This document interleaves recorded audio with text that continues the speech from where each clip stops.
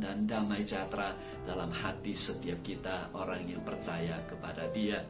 Nah, kita akan ambil waktu sejenak untuk merenungkan firman Tuhan pada pagi ini. Dalam Injil Lukas pasal yang ke-18, di ayat yang pertama, Alkitab mengatakan kepada kita bagaimana Tuhan Yesus mengajar dan mendorong jemaat Tuhan, para pengikutnya untuk berdoa dan tetap berdoa. Bunyi firman Tuhan demikian, saudara. Yesus mengatakan suatu perumpamaan kepada mereka untuk menegaskan bahwa mereka harus selalu berdoa dengan tidak jemu-jemu. Saya yakin saudara ingat perumpamaan yang Tuhan Yesus kemukakan mengenai seorang janda yang datang minta pertolongan kepada hakim yang jahat, hakim yang tidak peduli kepada orang lain. Nah, saudara, janda ini minta pertolongan daripada hakim ini, namun dia tidak mendapatkan pertolongan pada mulanya. Tetapi janda ini tidak putus asa, dia tidak berhenti mencoba, dan dia melakukan yang sebisa mungkin sehingga sampai apa yang dia minta dikabulkan oleh hakim yang jahat itu. Nah, tentu saja saudara, dibandingkan dengan hakim yang jahat itu, Tuhan kita adalah Tuhan yang sangat amat baik. Itu sebabnya kita jangan berhenti berdoa. Nah, saudara, hal yang pertama yang bisa kita pelajari dari kebenaran firman Tuhan ini adalah bahwa Injil Lukas pasal yang ke-18, khususnya dalam perumpamaan yang Tuhan Yesus kemukakan mengenai doa ini, adalah bahwa berada dalam konteks di mana Tuhan Yesus menjawab pertanyaan dari orang-orang Farisi yang bertanya kapan kerajaan Allah akan datang. Nah, ini tercatat dalam kitab Lukas 17 ayatnya yang ke-20. Dengan wabah virus COVID-19 ini, saudara, ada sebagian orang Kristen yang menghubungkan hal ini mengenai kedatangan daripada kerajaan Allah dalam konteks akhir zaman atau dalam konteks kedatangan Tuhan Yesus yang kedua kalinya.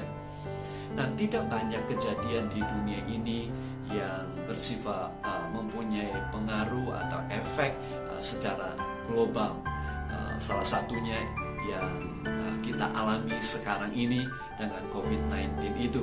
Oleh karena itu, saudara, kita tidak boleh meremehkan akan keadaan dan situasi seperti ini yang memiliki impact secara global. Kita harus lebih sungguh-sungguh memperhatikan perkara-perkara rohani kita, dan kita lebih sungguh-sungguh untuk memperhatikan hubungan kita dengan Tuhan, khususnya dalam konteks yang sedang kita hadapi, di mana mungkin selama ini kita mengesampingkan akan perkara-perkara rohani oleh karena kesibukan dalam kehidupan manusia. Nah, salah satu hal yang cukup menonjol dari peristiwa COVID-19 ini adalah salah satu tindakan preventions, atau satu kata yang seringkali kita dengar berulang-ulang adalah karantina. Nah, kata karantina ini, saudara, berasal dari kata Latin yang sesungguhnya punya arti literally 40 hari. Ini berasal dari kejadian di abad yang ke-14-15, di mana pada waktu itu juga terjadi wabah yang mengakibatkan banyak kematian, dan banyak kali penyakit ini ditularkan oleh mereka yang kembali dari perjalanan jauh dengan kapal. Itu sebabnya setiap kapal yang akan mendarat, mereka semuanya di karantina, yaitu mereka tidak diizinkan untuk turun atau keluar dari kapal mereka selama 40 hari lamanya. Dari situlah istilah karantina dipakai berulang-ulang dalam setiap kejadian, khususnya dengan penyakit menular. Nah, saudara, ada beberapa peristiwa yang menarik di Alkitab yang mengemukakan angka 40 ini yang memiliki sifat impact yang besar terhadap dunia ini secara global, dan juga kejadian yang juga bersifat global. Kalau saudara masih ingat salah satu kejadian yang terjadi, yang tercatat dalam Kejadian pasal yang ke-7, mengisahkan mengenai Nuh. Kalau saudara masih ingat mengenai air bah yang menimpa dunia pada masa itu, Alkitab berkata bahwa Tuhan berfirman kepada Nuh bahwa 7 hari lagi Tuhan akan menurunkan hujan ke atas bumi selama 40 hari dan 40 malam.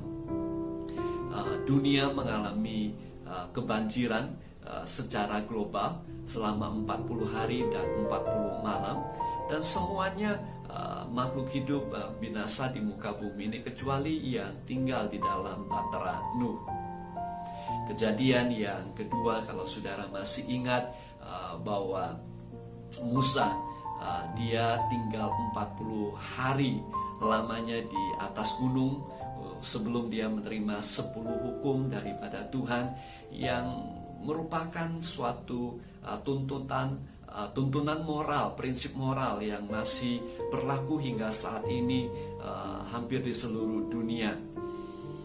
Kalau saudara juga ingat bahwa bangsa Israel mereka mengembala di padang gurun selama 40 tahun sebelum mereka memasuki tanah perjanjian, dan hingga sekarang ini saudara, bangsa Israel Timur Tengah kejadiannya juga memiliki efek geopolitik secara global dengan kejadian itu, saudara. Dan kalau saudara masih ingat juga ada satu kejadian lagi di mana sebelum Yesus memasuki pelayanan di muka bumi ini, Alkitab berkata bahwa dia berpuasa selama 40 hari lamanya. Jadi kalau saudara perhatikan, maka ada satu kesamaan dari semua peristiwa ini yang saya sebutkan, dan mungkin ada yang lain di Alkitab yang memiliki kesamaan, yaitu mengenai 40 hari ini, yang atau angka 40 atau 40 hari, 40 tahun, yang memiliki persamaan, saudara. Persamaannya adalah suatu prinsip mengenai persiapan. Jadi Nuh, saudara, dipersiapkan untuk tinggal atau hidup di dunia yang baru setelah 40 hari hujan, 40 malam hujan, saudara. Kemudian Musa dipersiapkan untuk menerima 10 hukum daripada Allah. Bangsa Israel dipersiapkan untuk memasuki tanah perjanjian setelah 40 tahun di padang gurun. Tuhan Yesus dipersiapkan selama 40 hari berpuasa di padang gurun. Jadi kalau saudara perhatikan, sesungguhnya karantina ini, saudara, dari peristiwa Alkitab, kalau kita bisa hubungkan, memiliki satu prinsip, yaitu bahwa karantina ini, saudara, atau angka 40 ini memiliki prinsip untuk kita persiapan, saudara. Jadi kalau kita perhatikan, di satu pihak ada angka-angka yang menarik, tapi di lain pihak, saudara, sudah banyak tanda-tanda yang disebutkan oleh Tuhan Yesus mengenai kesudahan zaman. Namun apakah ini bagian dari tanda akhir zaman atau tidak? Ajaran Tuhan Yesus kepada kita tidak terlalu untuk menjadi suatu concern bagi kita. Yang menjadi pengajaran Tuhan Yesus adalah pada saat, sekali lagi kembali dalam konteks Lukas pasal yang ke-17 dan 18, adalah bahwa kita tidak terlalu concern dengan tanda-tanda kedatangan Tuhan atau tanda-tanda dari akhir zaman. Yang paling penting yang ditekankan Tuhan Yesus adalah supaya kita tetap berdoa, dan kita berdoa dengan tidak jemu. Jadi terserah saudara untuk menginterpretasikan apakah karantina yang artinya 40 hari ini memiliki makna yang lebih dalam mengenai kedatangan Tuhan Yesus yang kedua kali, atau mengenai akhir zaman. Itu terserah saudara. Tetapi yang penting di sini adalah bahwa dalam menghadapi situasi keadaan yang ada, pada waktu Yesus menjawab pertanyaan dari orang Farisi ini adalah bahwa yang terpenting adalah kita harus berdoa dan tetap berdoa, dan berdoa dengan tidak jemu-jemu. Nah saudara, meskipun kata doa dalam bahasa Indonesia hanya terdiri dari 3 huruf D-O-A, dan ayat yang paling singkat di Alkitab juga tercatat adalah mengenai doa di dalam 1 Tesalonika pasal yang kelima ayat 17 yang bunyinya tetaplah berdoa. Nah saudara, meskipun doa adalah hal yang sederhana, tetapi doa membawa tantangan tersendiri dan membawa suatu challenge, pergumulan tersendiri. Hal ini juga termasuk orang Kristen. Tidak banyak hal yang tercatat di dalam Alkitab di mana murid-murid Tuhan Yesus secara langsung eksplisit minta Yesus ajarkan kepada mereka. Salah satunya adalah mengenai doa, yaitu ketika murid-murid Tuhan suatu saat mereka datang kepada Tuhan Yesus. Alkitab mencatat demikian dalam Lukas pasal 11 ayat pertama. Dikatakan pada suatu kali Yesus sedang berdoa di salah satu tempat.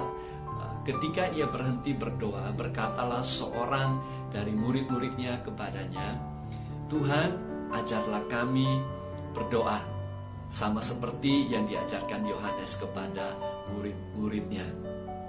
Nah, Lukas 18 menunjukkan bahwa Tuhan Yesus menyadari salah satu pergumulan daripada para pengikutnya dan orang-orang percaya adalah suatu kecenderungan untuk kita berhenti berdoa. Sebagian orang tidak berdoa karena merasa segala kebutuhan mereka bisa mereka cukupi sendiri. Namun wabah COVID-19 ini mengingatkan betapa manusia sesungguhnya sangat terbatas. Kita membutuhkan Tuhan, manusia membutuhkan Tuhan. Andai sekalipun kalau semua kebutuhan kita bisa kita penuhi, tetapi saudara, ada orang-orang yang dalam kebutuhan. Secara khusus kalau kita melihat Indonesia dengan wabah yang sedang terjadi ini, banyak tenaga medis baik dokter, perawat yang sedang dalam pergumulan oleh karena kekurangannya alat-alat untuk membantu mereka melindungi diri mereka, dan begitu banyak di antara mereka juga sudah positif COVID-19. Oleh sebab itu kita perlu berdoa untuk mereka, dan kita juga berdoa untuk keluarga kita di Indonesia yang begitu banyak. Kita juga berdoa untuk gereja Tuhan di Indonesia yang juga mengalami pergumulan yang besar.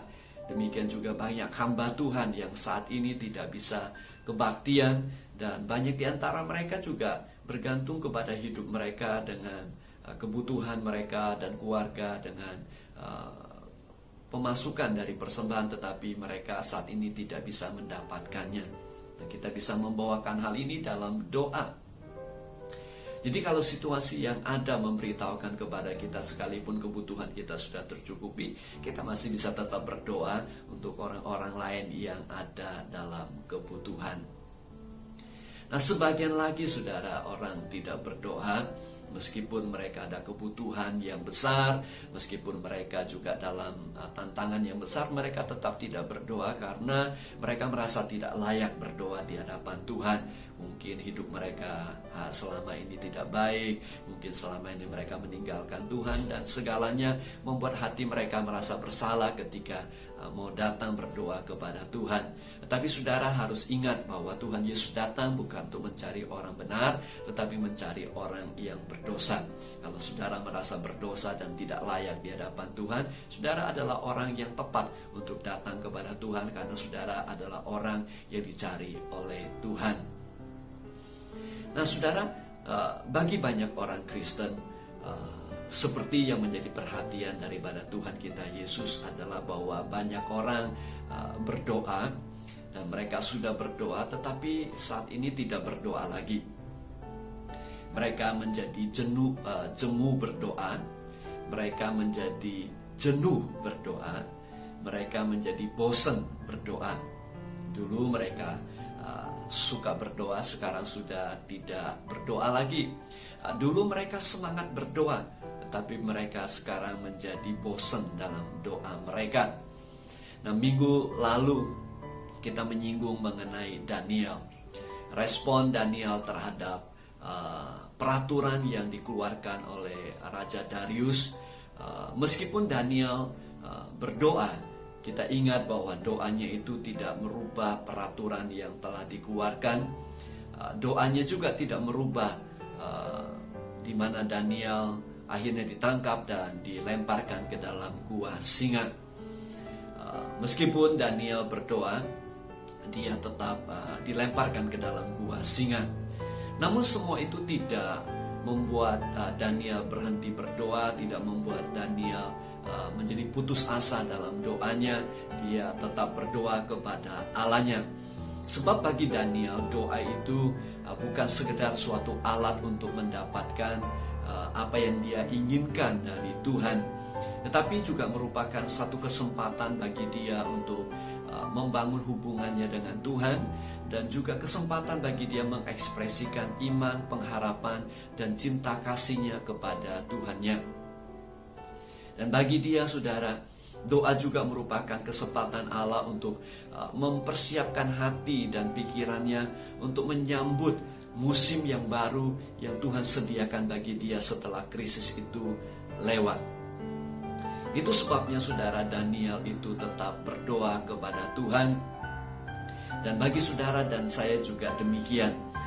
Meskipun doa kita kelihatannya tidak membawa perubahan apa-apa, tetapi kita harus tetap berdoa dengan tidak jemu-jemunya seperti yang Tuhan Yesus ajarkan kepada kita.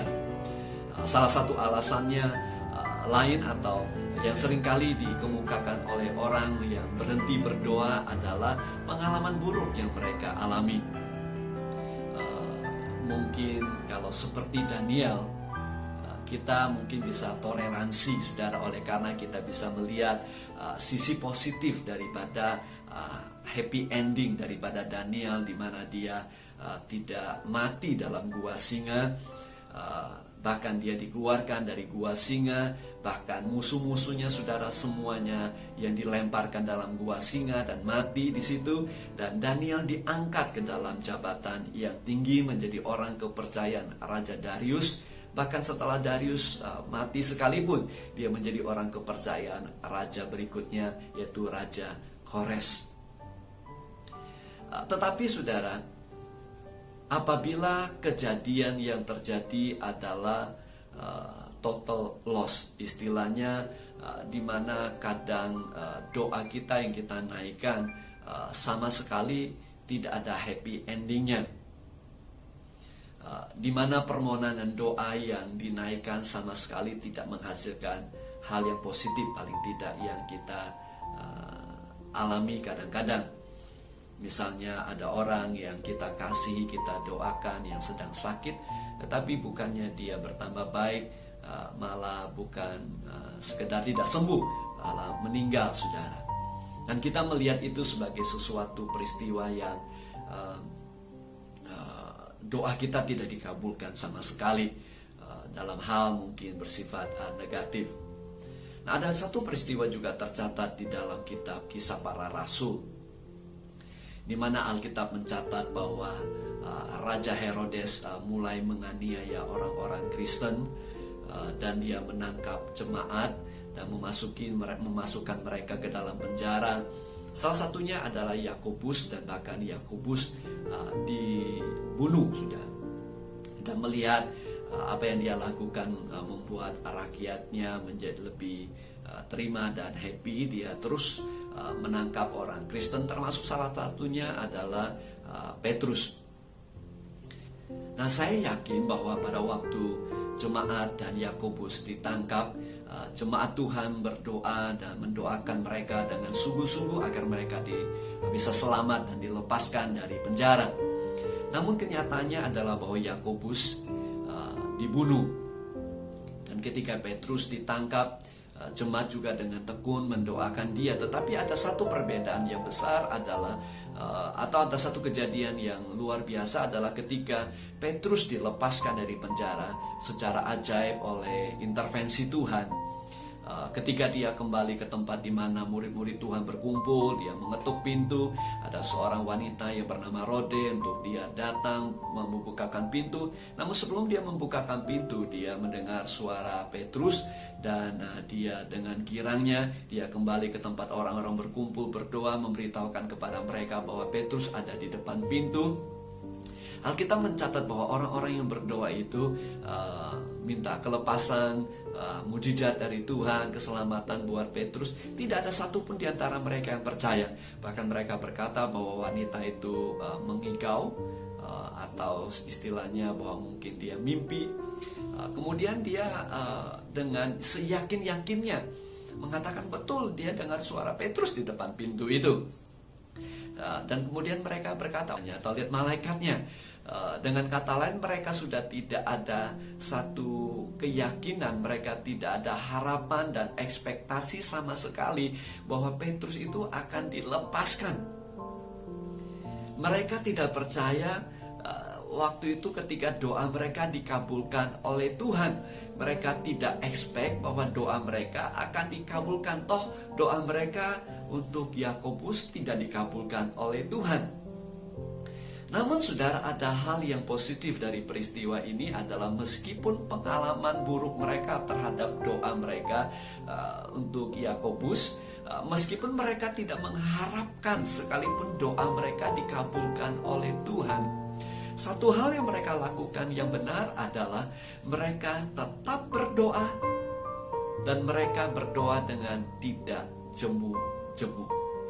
Alkitab bahkan mencatat mereka berdoa dengan tekun, sekalipun mereka tidak expect hal itu akan terjadi. Mereka tidak expect bahwa doa mereka akan dikabulkan oleh Tuhan. Namun mereka tetap berdoa dan berdoa dengan tekun. Dan itulah semestinya yang kita lakukan. Apapun situasi keadaan kita, apapun yang kita rasakan, apapun yang kita alami, pengalaman negatif kita, sekalipun saudara yang kekasih dalam Tuhan, Tuhan Yesus berkata, kita harus berdoa dan tetap berdoa dengan tidak jemu-jemu. Roma 12 ayat yang kedua bunyinya demikian.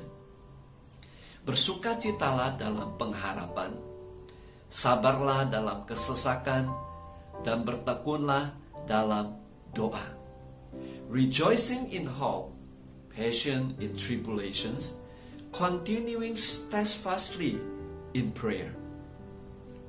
Jadi saudara, apapun yang terjadi, baik itu apakah ini tanda dari akhir zaman atau tidak, jawaban Yesus buat kita adalah kita harus berdoa dan tetap berdoa dengan tidak jemu-jemu. Apakah pengalaman kita yang kita alami dalam doa kita pernah ada doa kita yang tidak dikabulkan, udah total loss sekalipun, bahkan pada saat kita masuk dalam doa sekalipun merasa tidak ada satu keyakinan doa kita akan dikabulkan oleh Tuhan sekalipun, kita harus berdoa dan tetap berdoa. Nah saudara, pada saat kita menghadapi situasi keadaan demikian, kemungkinan saudara kita memasuki suatu jenjang atau tahap kehidupan rohani yang lebih tinggi, yang lebih daripada sekedar akan jawaban doa daripada Tuhan atas permintaan kita. Oleh karena kita menyadari Alkitab mengajarkan kepada kita bahwa doa itu bukan suatu alat atau aplikasi buat kita order barang lewat online.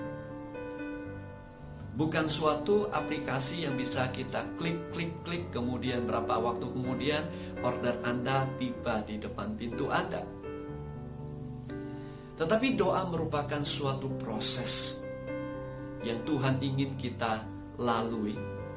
Bagian dari perjalanan rohani yang Tuhan izinkan, yang Tuhan persiapkan buat kita, yang Tuhan pakai untuk menempah dan membentuk hati kita sesuai dengan rencana dan kehendak-Nya. Suatu proses yang Tuhan pakai untuk mempererat hubungan kita dengan Tuhan. Ulangan pasal yang ke-8 ayat yang kedua mencatat demikian.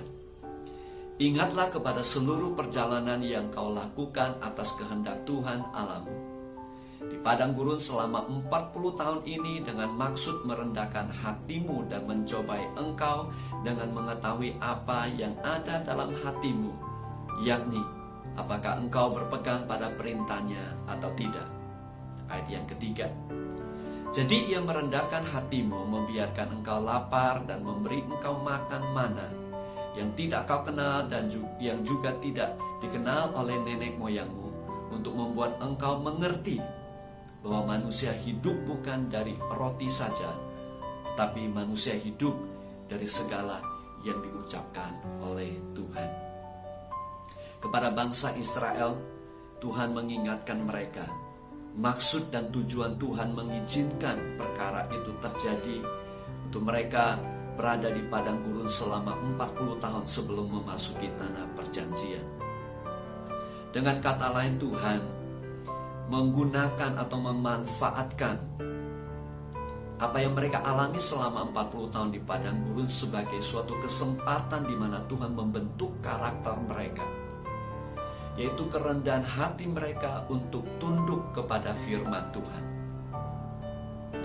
Untuk mereka sungguh-sungguh menjaga hati mereka, punya kerinduan untuk tetap taat kepada kebenaran firman Tuhan. Nah saudara, wabah virus COVID-19 ini bagi banyak orang ini adalah satu pencobaan, pergumulan yang sangat besar. Bagi kita sebagai orang Kristen di hampir di seluruh dunia yang tidak bisa berkumpul untuk kebaktian yang selama ini kita lakukan tiap minggu, juga merupakan suatu ujian yang besar yang merupakan proses dalam hati setiap kita. Apakah hari Minggu merupakan hari kita dedikasi untuk tetap beribadah kepada Tuhan meskipun tidak berkumpul di satu tempat, atau ini kesempatan bagi kita untuk tidak melakukan apa-apa? Ini ujian bagi hati kita semua. Yang kedua yang Tuhan katakan kepada bangsa Israel adalah bahwa kejadian mereka berada di padang gurun yang Tuhan kasih makan dengan mana, itu merupakan suatu lambang bahwa hidup bangsa Israel pada masa itu tidak bergantung kepada kemampuan mereka untuk mendapatkan makanan, untuk menghasilkan makanan, tetapi kehidupan mereka semata-mata bergantung kepada kebenaran firman Tuhan. Nah, saya ingin berkata kepada saudara-saudara yang bekerja, yang berusaha. Saudara mungkin ada yang kehilangan income, ada di antara saudara yang mungkin sama sekali tidak menghasilkan apa-apa di masa ini. Tapi saya mengajak saudara untuk bergantung kepada janji Tuhan, untuk tetap percaya kepada firman Tuhan, bahwa Tuhan itu pasti pelihara kita. Burung di udara sekalipun Tuhan pelihara, apalagi kita. Nah, sebagai hamba Tuhan, demikian juga dengan gereja kita. Kita bersama-sama untuk percaya bahwa Allah sedang mempersiapkan kita untuk merendahkan hati kita, untuk sungguh-sungguh bergantung kepada Tuhan, untuk kita sungguh-sungguh tetap melakukan apa yang Tuhan perintahkan kepada kita. Bahkan kita tetap beribadah online sekalipun, dan kita tetap bergantung kepada Tuhan bahwa Allah sanggup mencukupi segala kebutuhan kita. Dan saya berterima kasih kepada saudara-saudara yang tetap setia memberi. Dan saudara tetap memberikan persembahan perpuluhan Anda lewat online sekalipun. Hal yang kedua adalah saudara, bahwa ketika Tuhan Yesus mengajarkan murid-muridnya untuk berdoa, yaitu ketika murid-murid Tuhan datang minta kepada Tuhan Yesus untuk mengajar mereka berdoa seperti yang diajarkan Yohanes Pembaptis kepada murid-muridnya. respon Tuhan Yesus kepada murid-muridnya adalah dengan mengajarkan doa yang kita kenal sebagai doa Bapa Kami. Itu salah satu doa yang paling sederhana, doa yang paling dinamis menurut saya, doa yang paling singkat. Dan saya yakin saudara bisa menghafalkan akan doa itu, yang bunyinya demikian. Saudara berdoa bersama-sama dengan saya. Bapa kami yang di dalam surga, dikuduskanlah namamu. Datanglah kerajaanmu, jadilah kehendak-mu di bumi ini seperti di surga. Berikanlah kami pada hari ini makanan kami yang secukupnya, dan ampunilah kami akan segala kesalahan kami, seperti kami juga mengampuni orang yang bersalah kepada kami. Dan janganlah membawa kami ke dalam pencobaan, tetapi lepaskanlah kami daripada yang jahat, karena Engkaulah yang punya kerajaan, kuasa, dan kemuliaan sampai selama-lamanya. Amin. Nah saudara, doa yang diajarkan oleh Tuhan Yesus kepada murid-muridnya dimulai dengan kalimat Bapa kami yang di surga. Tidak ada agama lain di dunia ini yang mengajarkan demikian, untuk berdoa kepada Allah Sang Pencipta di muka bumi ini dan memanggil Dia sebagai Bapa. Dan Tuhan Yesus, saya yakin sengaja menegaskan perkara ini. Bukan saja suatu realitas bahwa kita adalah anak-anak Allah, bukan saja suatu realitas kebenaran firman Tuhan, di mana Tuhan Yesus mati menebus kita dari segala dosa, dan kemudian Dia menebus kita, menjadikan kita sebagai anak-anak Allah. Tetapi saya yakin bahwa Yesus ingin menegaskan kepada kita bahwa doa itu adalah bagian daripada ekspresi hubungan kita dengan Tuhan. Dengan kata lain saudara, sekalipun doa kita mungkin ada permohonan yang tidak dikabulkan oleh Tuhan, kita masih tetap berdoa, dan kita harus berdoa. Oleh karena di dalam doa lah kita sedang membangun hubungan kita dengan Tuhan. Dan hubungan dengan Tuhan itu saudara lebih penting daripada sekedar permohonan kita yang tidak dikabulkan oleh Tuhan. Tuhan yang menciptakan langit dan bumi, Tuhan yang maha kuasa ini, Dia adalah Bapa saudara dan saya. Nah, Tuhan Yesus saudara menekankan betapa pentingnya akan hubungan kita dengan Tuhan. Pada saat permohonan kita tidak dikabulkan sekalipun, apabila dalam proses itu hubungan kita dengan Tuhan semakin erat, maka yang paling penting adalah, dan yang paling mendasar daripada doa itu sudah tercapai. Dan itulah yang harus senantiasa kita jaga. Karena hubungan kita dengan Tuhan akan semakin erat apabila sudah melalui suka duka di dalam doa. Apabila sudah berjalan bersama melalui gunung dan lembah. Apabila kita sudah melalui tangisan dan ketawa. Tidak ada jalan pintas untuk perkara ini. Itu sebabnya Tuhan Yesus menegaskan kepada kita bahwa kita harus berdoa, dan berdoa dengan tidak jemu-jemu, dan tetap berdoa.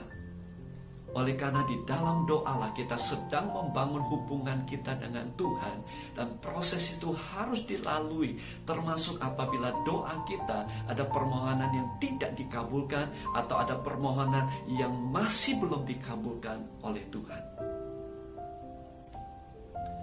Salah satu contoh yang paling luar biasa adalah mengenai Yohanes Pembaptis. Dia ditangkap, di penjara. Dan pada saat dia berada di penjara, Yohanes mengutus murid-muridnya untuk bertanya kepada Yesus apakah dia adalah Mesias yang telah dijanjikan yang akan datang. Kemungkinan besar doa-doa Yohanes sedang mandek. Dia tidak melihat Yesus melakukan mujizat untuk melepaskan dia dari penjara. Bukan saja Yohanes tidak dilepaskan dari penjara, tetapi dia dihukum mati. Namun Tuhan Yesus menyebut dia.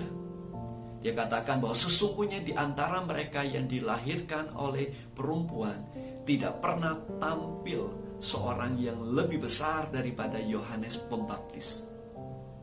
Namun yang terkecil dalam kerajaan sorga lebih besar daripadanya. Saudara yang kekasih dalam Tuhan, dengan kata lain, Yohanes Pembaptis yang meskipun mengalami pergumulan dan tantangan dalam doanya sekalipun, dia tidak mendapatkan apa yang dia mungkin doakan dan inginkan. Namun Yesus menyebut dia salah satu orang yang terbesar yang pernah dilahirkan di muka bumi ini. Oleh karena apapun yang terjadi, Yohanes tetap pelihara imannya dan dia tetap berdoa. Dengan kata lain, dia menjaga hubungannya dengan Tuhannya. Salah satu hamba Tuhan yang luar biasa adalah mengenai George Mueller. Dia senantiasa mengandalkan doanya dalam pelayanan, khususnya dalam pelayanan kepada yatim piatu, anak-anak yang dia pelihara pada masa itu. Dia berdoa dan dia mengatakan demikian, bahwa kesalahan terbesar bagi banyak anak Tuhan adalah ketika mereka tidak bertekun dalam doa secara terus-menerus. Dia katakan jika mereka menginginkan sesuatu untuk kemuliaan Tuhan, mereka seharusnya berdoa sampai mereka dapatkan. Dengan kata lain, mereka gampang berhenti berdoa hanya karena mereka belum melihat doa mereka dikabulkan. Dalam perumpamaan Tuhan Yesus mengenai janda yang minta pertolongan kepada hakim yang jahat itu. Nah, saudara perhatikan, hakim yang jahat itu bukan Tuhan, tapi justru kebalikannya. Hakim itu adalah hakim yang jahat, tidak peduli kepada Tuhan, tidak peduli kepada sesamanya, hanya peduli kepada dirinya sendiri. Namun akhirnya permintaan janda itu dikabulkan.